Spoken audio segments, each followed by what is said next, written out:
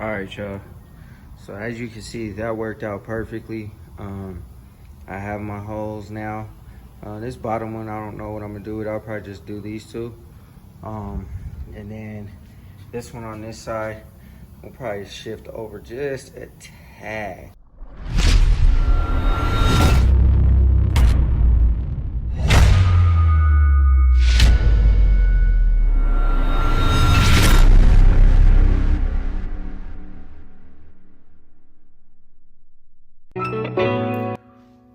What's good, grind schoolers? It's your boy Rob, and we back in the shop today. So pretty much what we're going to be doing today is we are going to put the front bumper cover back onto the car.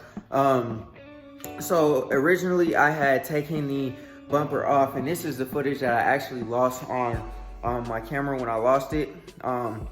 What I did was I took the bumper off because it wasn't aligned right. It was sitting up a little bit too high. So I took it off so that I could fill the holes back in, and I'm going to lower it a little bit so it should fit on there just right, and everything should be perfect. And then after that, I'll put my grill back on. So funny story, I was dropping off my hood for my Impala, and the grill actually fell off of the car because the bumper wasn't on there. And this was actually my fear, having the bumper on the car, was that it would fall off because it was only being held on by 2 screws. So my fear was that the bumper would actually fall off and I would run over it, and I would just be out however much it is for this bumper. It's like $300 for the bumper. So that is the reason why I took it off, so that I can redo it, screw it in with more screws, and have it on there sturdy so I don't have that fall off. But when I took the bumper off, there was kind of nothing supporting the grill. There was like a couple of screws or whatever. I guess one of the screws had fallen out, and I ran over it, and I was like, what's that? So I ran back and grabbed it, and luckily I went back to go get it because it has my plate on it. I have my plate attached to it because there's no attachment to the bumper just yet, and I don't think I want to even attach it there. I'll just put it in the windshield or something. But anyways, man, before we get started on this video, go ahead and hit that like button, hit that subscribe button, and hit that bell notification so you get a notification every single time we drop another video. And yeah, let's go ahead and get into it. All right, y'all, as you can see, it's pretty bright in here. I know it's daytime, and I have the windows and stuff like that, but I have some new shop lights. I'm super geeked about this because everybody that works on cars knows that it's much better to work in a lot more light. You can never have too much light. Obviously, if it's blinding you, you can't work like that, but that's not what I mean. I mean, your shop should be really lit up so you can see what you're doing and stuff like that. It's not all dim. So at nighttime, when I come out here, I have the lights on. It'll be nice and bright instead of the 2 light bulbs that I have up there and up there. I have lights all the way around. You can see it shining off the Camaro. But anyways, what we're going to be doing is we are going to be putting this bumper back onto the car. The dashboard is pretty much done. That's about to go back in the car, officially done with it. I debated back and forth whether I was gonna paint it and then wrap it or just wrap it. I mean, either way it goes, it really doesn't matter because it's gonna be wrapped regardless. I just had to fix the areas that I needed to fix and get done with it. But what I wanna do is I wanna clean all this stuff out so that the bed of the Elko stays clean and clear.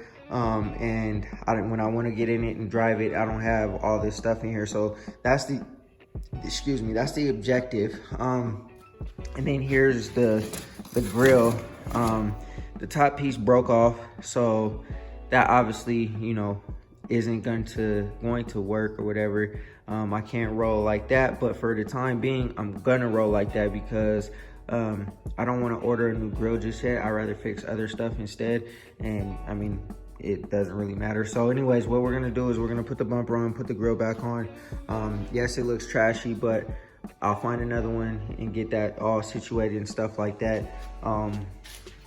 And so down here, we just have to measure up. Like I said, the footage that I lost on my camera, I just basically took this, took the bumper off, and I sanded this down a little bit, and I painted it because it was looking kind of trashy. And then also too, what I did was I filled in these holes. So I just took some fiberglass filler and I filled the holes. Obviously you can't see them because they're filled now, but I wiped it on this side and I sanded it down a little bit so that it's nice and smooth. And then I still have a little bit of sanding to go, but other than that, it's all good. When this comes back off to get painted, the whole thing will get painted. But originally when I had this on there, the bumper was basically coming in contact with the top part of the fender. So, or coming in contact with this headlight bezel. So it was like pretty much touching like right here, and it shouldn't be like that. There should be like a little bit tiny gap, just like all the gaps everywhere else. Not too big of a gap, but at least not to where it's like touching and it's like, you know, not on there correctly. So that's what we're gonna be doing. We're gonna measure this up, see how far down we can pull it, and I'll probably have just a little tiny bit of a gap, but like I said, not too much to where it's touching. So what I'm gonna do is probably take this screw out, take some duct tape, tape the bumper on because it's very, very light. Tape the duct tape on in the space that I want it to go into, and then I might take some like gel or something that will have some color so that I can push it up against the fender and then mark the placement where my hole will be, and then that will be how I'll do it. Drill the holes and then should be good to go. So I'll probably place something, maybe like some ketchup or something like that, just something with some color or some paint, whatever, on these holes, so that when I place the bumper cover up against it, I know where I'm gonna drill my holes. So let me go ahead and do that, and then we'll drill the holes and we'll get that thing put back on here. All right, so we got it all hanging on the car, back on the car. I just, like I said, use some duct tape since it's light, in order to like align it and make sure that it's all good. This is the gap that I was kind of talking about right there. This bezel is kind of messed up, and there's a little bit of wave, it looks like, in this bumper, as you can see, like right here or whatever.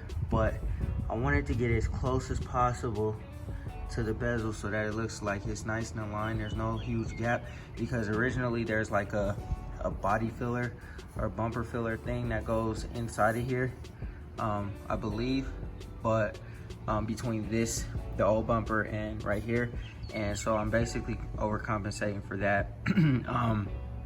Anyways, like I said, it's all lined up, looks like it's good. When I first got this thing, I cut out a bunch of material right here, so pretty much what I'm gonna have to do is go ahead and go back through it and add some fiberglass filler in here to make this align. So pretty much what I'll do is I'll probably stick like a piece of paper or something in here, wrap it with foil, because fiberglass doesn't stick to the foil, and then go ahead and do the fiberglassing so that it looks nice and flush and there's no gaps like that, and then sand it down and make it look right. And then on this side, same thing.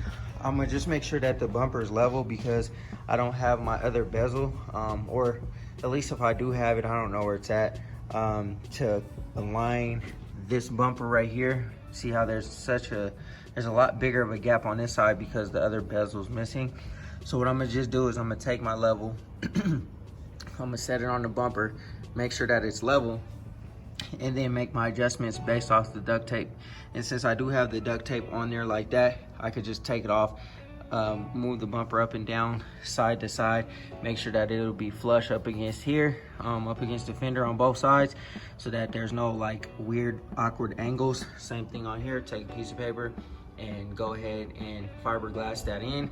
And then I got this gas can up under here. It's like actually the perfect height for this bumper. I just slid it under here for some additional support so that it's not hanging all on the duct tape, and then over time it just starts to fall off.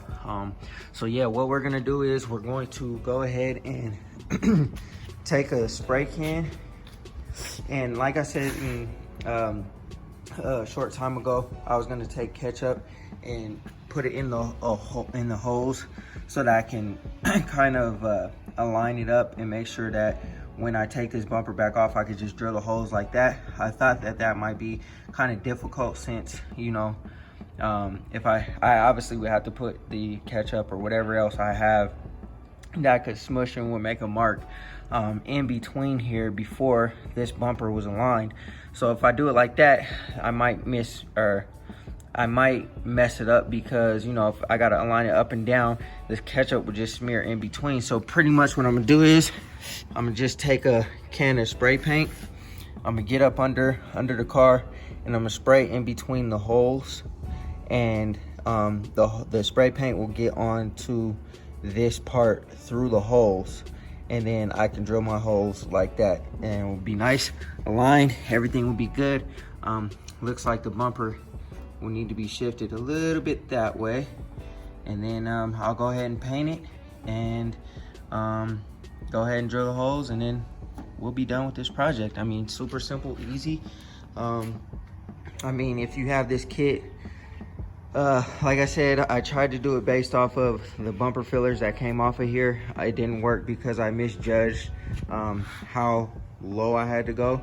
So that is the reason why we are redoing it. But, you know, I feel like this is a simple way to, like, figure out how to align the bumpers, or the front bumper, and, you know, just make it so that it's nice and it's flush and everything works perfectly and you have no issues. It'll be fast, simple, easy, and, you know, that's how we do it. So let's go ahead and spray the paint through the back, and then we'll take this back off, drill the holes, and then it should be good to go. All right, y'all. So as you can see, that worked out perfectly. I have my holes now. This bottom one, I don't know what I'm gonna do with it. I'll probably just do these two.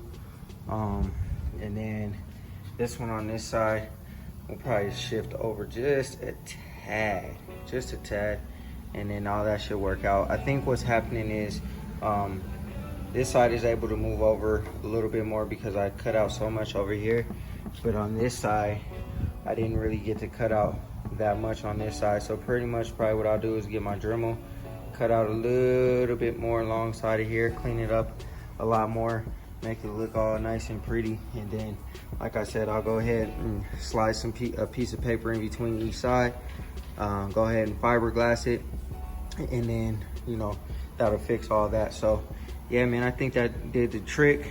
I'm gonna go ahead and drill these holes and put the thing back on there, wrap up a piece of paper and some foil, or like a real thin piece of cardboard or something, and stick it in between, attach it to my fender, and then we'll start fiberglassing that portion and getting this piece all fixed up real nice. So yeah, let me go ahead and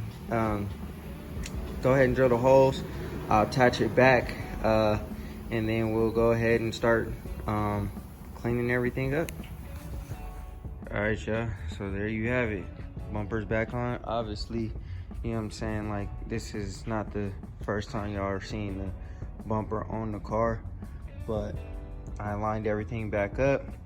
Super easy when I painted it because I was able to mark the holes. They weren't far off from where they were, but like I said, I wanted this to be pretty much perfect. So still gotta go ahead and screw this one in all the way, but as you can see, there's a little tiny gap.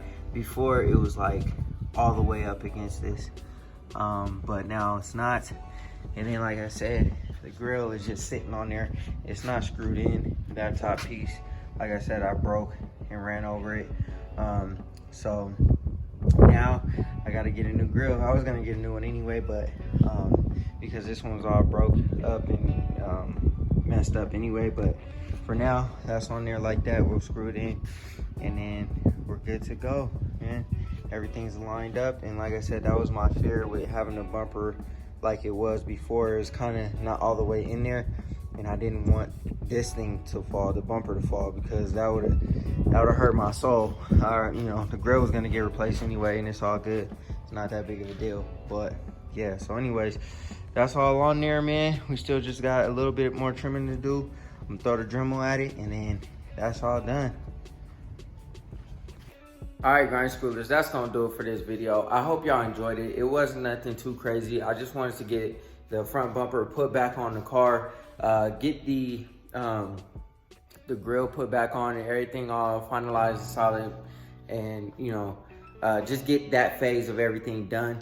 I think what I'm going to do is I'm probably gonna go to the junkyard this weekend, probably see if I can find a Jeep steering shaft, because the homie told me that would kind of fix the play in my steering wheel a little bit. So we'll probably do that.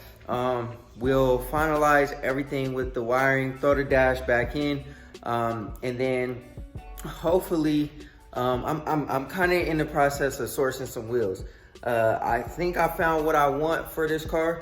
And the reason why I'm going to do wheels, even in the current state of the car, is because everything else underneath the car, in order for me to have it drivable, I have to do the suspension. The suspension can't get done until the brakes are done, and then the brakes can't get done until the wheels are done, because these are 15-inch wheels, and I can't really run the Corvette brakes up there that I have on these 15-inch wheels. So pretty much what I'm gonna do is look for wheels, and also too, to update the look of the car, man. Even as it sits, it just looks so much better. So we're probably gonna source some wheels, something a lot bigger than what's on here, and then we can start working on suspension and brakes, and then the underside of the car will be done. Motor, transmission, everything will be done. And then also in the meantime, in between time, the car will be getting painted. I don't know how long that's gonna take. I don't know when it's gonna take place or whatever, because of the situation that we ran into to fix the car. But the car will get painted eventually. But I'm not gonna sit around and not do other things and wait for that portion to get fixed in order to paint the car. And then we'll do interior as we go, and then just keep on moving. But I wanna drive my car. So that's the reason why I'm trying to tie up all these loose ends, get this thing mobile. It's already mobile, like I can jump in and drive it if I need to go somewhere, but I wanna officially drive it. Get this thing mobile and just start having fun with it, man, and try to get it done by next summer. I know that sounds like a long time from now, but there's a lot that needs to get done, a lot that needs to take place. So anyways, man, thank y'all for rocking with me. Like I said, it wasn't too much. I just wanted to get the front bumper on the car because it was just taking up space in the bed. And then now we can start sourcing other things, other parts like the tailgate, the skin, like I said, the wheels and stuff like that. So yeah, anyways, if this is your first time stopping through, even if it's not your first time stopping through and you're just watching the channel, man, hit that like button, hit that subscribe button, and hit that bell notification so you get a notification every single time we drop another video. And always remember, work hard so you can live free.